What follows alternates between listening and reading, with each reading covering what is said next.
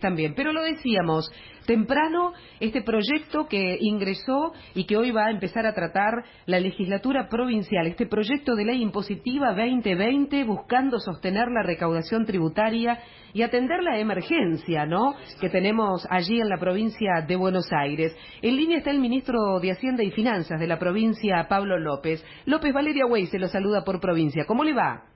Hola, ¿qué tal, Valeria? Bueno, Buenos días. gracias por atendernos, ministro. Bueno, la verdad es que están trabajando intensamente y allí claramente la necesidad de tener este recurso, ¿no? Ahora, los títulos de los diarios hoy hablaban de hasta el 75% de incremento. ¿Es así? Sí, ¿qué tal? Bueno, como vos decís, la verdad que la situación es una... López, lo pierdo. Todos los años, junto con la ley de presupuesto, se envía la ley impositiva para tratamiento del Poder Legislativo para que van a ser los impuestos que operan el año siguiente. Con lo cual nosotros lo que estamos haciendo es enviar la ley para el 2020, dada la situación particular que existió, que fue que este año no se presentó presupuesto y tampoco ley impositiva como suele hacerse. Eso suele hacerse entre agosto y septiembre. Dada la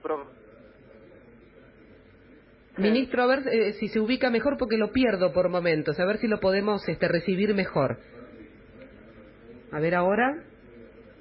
Está en línea Pablo López, el ministro de Hacienda y Finanzas de la provincia. A ver, ministro, recién lo perdemos por momento, a ver si puede posicionarse mejor. Me estoy trasladando, quizás. Ahora lo escucho bien, a ver. ¿Me escuchan bien? Ahora mejor. Bien. No, lo que estaba explicando es que es cierto que aparecieron bastantes títulos que a lo mejor desinforman o generan cierta confusión. En el proyecto de ley nosotros estamos incluyendo incrementos en el impuesto inmobiliario, tanto rural como urbano, con una lógica que es la segmentación. O sea que en los diferentes sectores los incrementos son de diferente magnitud. ¿Con qué intención? Con la intención de que el impuesto sea más progresivo. Y esto implica que para la gran mayoría de la población el impuesto para el año que viene va a ser significativamente menor en términos reales. Es decir, que los incrementos van a estar por debajo de lo que es la inflación proyectada para el cierre de este año. Es cierto que hay algunos sectores que los incrementos van a llegar hasta el 75%, pero son sectores muy reducidos que están muy arriba en la pirámide, digamos, para ponerlo en números. A ver. En el caso del inmobiliario urbano, por ejemplo, el 86% de los contribuyentes van a tener incrementos que van hasta 3.500 pesos en todo el año a pagar en 5 cuotas, ¿no? O sea que los incrementos, y esos incrementos son, depende cada uno de los estratos, pero pueden ser el 15% de aumento, 35% de aumento, o sea que en su gran mayoría son incrementos que están por debajo de la inflación. En el caso del impuesto rural, que ahí era uno de los que había generado cierta confusión, los estratos que llegan hasta el 75% son las propiedades que están más altamente evaluadas y cuando son más de 2.000 hectáreas, y eso son 200 partidas. O sea que hay 200 partidas de las más de 300.000 que van a tener aumentos efectivamente cercanos al 75. Bien. Pero digamos, después por abajo en la pirámide, los sectores más bajos, con las pequeñas propiedades, las propiedades medias, van a tener aumentos mucho menores, inclusive en el rural va a haber exenciones, están planteadas exenciones para las propiedades más pequeñas, para ciertas producciones específicas, etcétera. Usted ahí en ese punto específico, en el inmobiliario rural, esas exenciones, además de las propiedades pequeñas, hablaba también, por ejemplo, de alguna producción muy golpeada como la tambera, ¿no? Exactamente, la tambera va a estar especialmente contemplada porque efectivamente ha sido muy golpeada en los últimos años, con lo cual en las propiedades pequeñas, digamos, de menos de 100 hectáreas y entre 100 y 200 hectáreas van a tener exenciones ya sea total o parcialmente en el caso de la producción tambera, aun cuando la producción tambera no sea la única, pero si hay una explotación que se dedica o que tiene tambo y que tiene otras producciones, también va a tener el beneficio de la exención, ya sea, como dije recién, total o parcial. O sea que efectivamente estamos contemplando las particularidades con la intención de que esto no genere conflictos ni genere problemas, digamos, para la gran mayoría, tratando sí obviamente de sostener la recaudación, porque entendemos que el Estado necesita recursos para poder llevar adelante políticas que estén acordes a la situación de emergencia que vive la provincia, ¿no? López, tanto en el caso del rural como el urbano hay descuentos importantes a aquellos que hagan el esfuerzo de pagar en una sola cuota. Efectivamente, es así. Aquellos que paguen en una cuota, el descuento que no está contemplado en la ley, pero es atribución de ARBA, que ya confirmó que lo va a hacer así, va a haber un descuento del 20%, con lo cual esos incrementos del 75%, por ejemplo, más en lo más alto.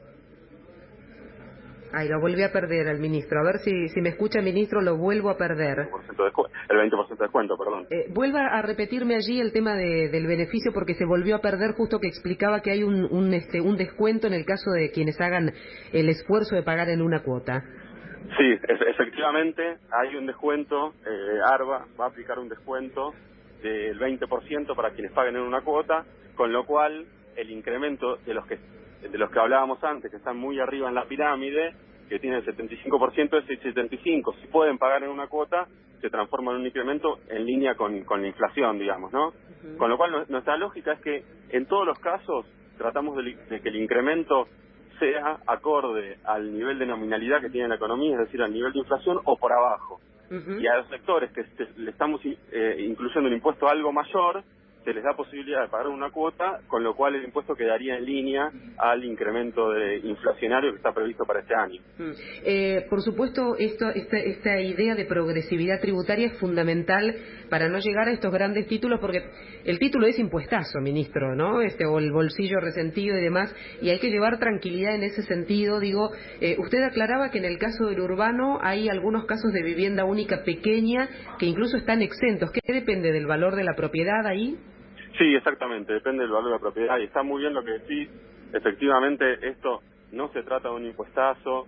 El impuesto inmobiliario todos los años se realizan algunos incrementos. Digo, si uno mira para atrás cómo fue haciendo las diferentes administraciones, siempre hay incrementos, hay determinados incrementos, porque lamentablemente estamos viviendo en un contexto inflacionario que requiere este tipo de correcciones.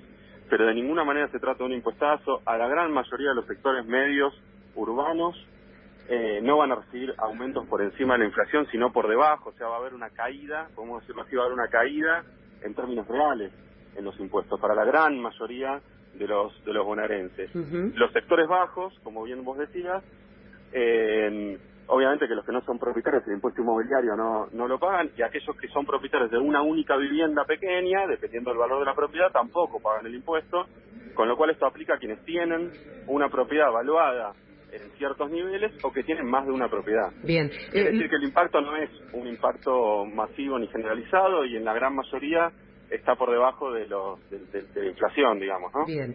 Ministro, le agradezco enormemente el contacto con Provincia para aclarar estas cosas. ¿Confía en que salga pronto en el tratamiento que comienza en el día de hoy? Bueno, la verdad que eso no depende de mí. Los tiempos legislativos van por otro andarivel, digamos. Así que esperemos que haya un tratamiento fructífero, que haya unas discusiones que tengan que haber, y que podamos contar con esta herramienta para poder gestionar los próximos meses. Ahora lo necesitan, a ver, se declaró la emergencia, esto está claro. ¿Con qué se encontraron, ministro, como para poder entender por qué es necesaria esta herramienta? Bueno, la verdad que nos encontramos con una situación sumamente delicada en lo social, en lo productivo, en términos generales. La provincia está en condiciones muy, muy, muy complicadas, y eso se reflejó también en las cuestiones financieras, digamos, ¿no? La situación financiera de la provincia no es holgada para nada, al contrario, hay muchas obligaciones y muchas necesidades que atender, y los recursos son exiguos. Uh-huh. Esa es la realidad. O sea, la situación es realmente compleja, y estamos tratando de ser muy cuidadosos, de ir tomando las definiciones y las decisiones que necesitamos para de a poco ir llevando alivio y sacando a la provincia de esta situación. Allí, ahí nomás de asumir, el gobernador Kicillof dio una frase que realmente nos preocupó, ¿no? Respecto del dinero en caja de la provincia, que hablaba que estábamos para un mes, ¿no? ¿Están así?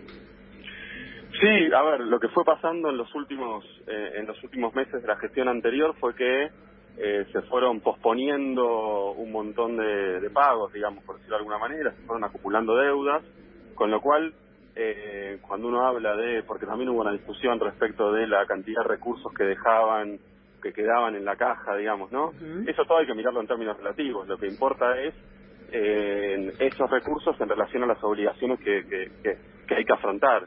Y la verdad que nosotros nos encontramos con una situación en la que los recursos con la que nos encontramos eran de vuelta muy exiguos como para afrontar los siguientes días y las siguientes semanas, con lo cual estamos yendo día a día, por decirlo así, semana a semana, para que no haya ningún sobresalto.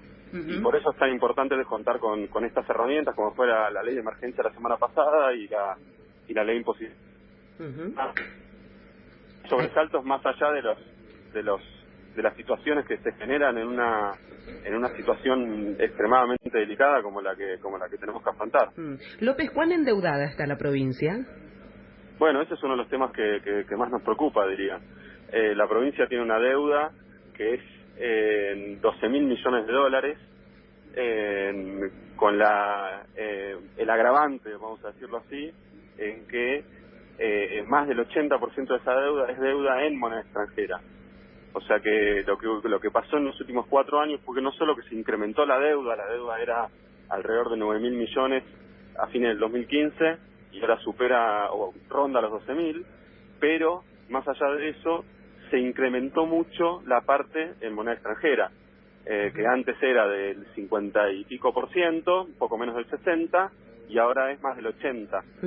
O sea, eso hace que la provincia obviamente no genera recursos en moneda extranjera. Los recursos, bueno, como la ley impositiva lo muestra, son recursos que se obtienen en moneda local. Claro. Con lo cual, cualquier aumento del tipo de cambio genera una presión muy fuerte sobre los recursos de la provincia y los gastos que debe afrontar en términos de deuda. Y vaya si hubo aumentos del tipo de cambio en los últimos años. Con lo cual eso hizo que la situación de la provincia se volviera mucho más compleja de lo que podría ser. Ministro, ¿y con quién estamos endeudados? ¿Ya comenzaron las negociaciones, las charlas sobre la renegociación de esta deuda? Bueno, hemos iniciado la semana pasada, hemos abierto un proceso de consultas. Estamos en diálogo permanente y en consulta con los acreedores para escuchar los puntos de vista y para ver la mejor manera de afrontar la situación. Lo que nosotros buscamos es asegurar que la deuda sea y esté en niveles sostenibles, y en eso vamos a trabajar. Con lo cual se ha iniciado sí la semana pasada este proceso y estamos transitándolo, efectivamente. Bien, ministro, le agradecemos enormemente el contacto con Radio Provincia. Ha sido muy claro en la defensa de esta ley que ya ingresa en el día de hoy, que ya ingresó y que va a empezar su tratamiento en el día de hoy. Es un elemento fundamental para que se pueda afrontar lo que se viene, ¿no? Así es, totalmente. La verdad que para nosotros es fundamental y necesario, así que esperemos que se apruebe como esperamos. Bien. López, le agradezco enormemente el contacto. Bueno, muchísimas gracias y saludos a todos por ahí. Igualmente, que sea un buen año. Pablo luego. López, el ministro de Hacienda y Finanzas de la provincia de Buenos Aires, defendiendo aquí en Radio Provincia.